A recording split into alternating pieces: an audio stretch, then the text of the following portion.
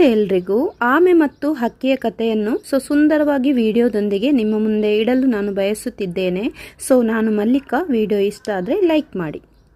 ಆಮೆಯೊಂದು ಕೆರೆಯ ದಡದಿ ಮನೆಯ ಮಾಡಿತು, ಆಮೆಯೊಂದು ಕೆರೆಯ ದಡದಿ ಮನೆಯ ಮಾಡಿತು, ಹಕ್ಕಿಯಂತೆ ಹಾರಬೇಕು ಎಂದು ಬಯಸಿತು, ಹಕ್ಕಿಯಂತೆ ಹಾರಬೇಕು ಎಂದು ಬಯಸಿತು. ಹಕ್ಕಿ ಜೊತೆಗೆ ಸಂಗ ಮಾಡಿ ಆಸೆ ತಿಳಿಸಿತು, ಹಕ್ಕಿ ಜೊತೆಗೆ ಸಂಗ ಮಾಡಿ ಆಸೆ ತಿಳಿಸಿತು.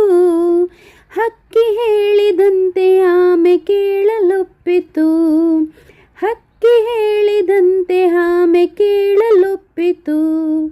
ಅತ್ತ ಇತ್ತ ಹಕ್ಕಿ ಎರಡು ಬಡಿಗೆ ಹಿಡಿದವು, ಅತ್ತ ಇತ್ತ ಹಕ್ಕಿ ಎರಡು ಬಡಿಗೆ ಹಿಡಿದವು. ಆಮೆ ಅದಕ್ಕೆ ಜೋತು ಬೀಳೆ ಹಾರಿ ಹೋದವು, ಆಮೆ ಅದಕ್ಕೆ ಜೋತು ಬೀಳೆ ಹಾರಿ ಹೋದವು. ದಾರಿಯಲ್ಲಿ ಇದನ್ನು ಕಂಡು ಜನರು ನಕ್ಕರು, ದಾರಿಯಲ್ಲಿ ಇದನ್ನು ಕಂಡು ಜನರು ನಕ್ಕರು. ಮಾನ ಹೋಯಿತೆಂದು ಆಮೆ ಮನದಿ ಕುದೀತು, ಮಾನ ಹೋಯಿತೆಂದು ಆಮೆ ಮನದಿ ಕುದೀತು. ನಕ್ಕ ಜನರ ಬೈಯಲೆಂದು ಬಾಯಿ ತೆರೆಯಿತು, ನಕ್ಕ ಜನರ ಬೈಯಲೆಂದು ಬಾಯಿ ತೆರೆಯಿತು.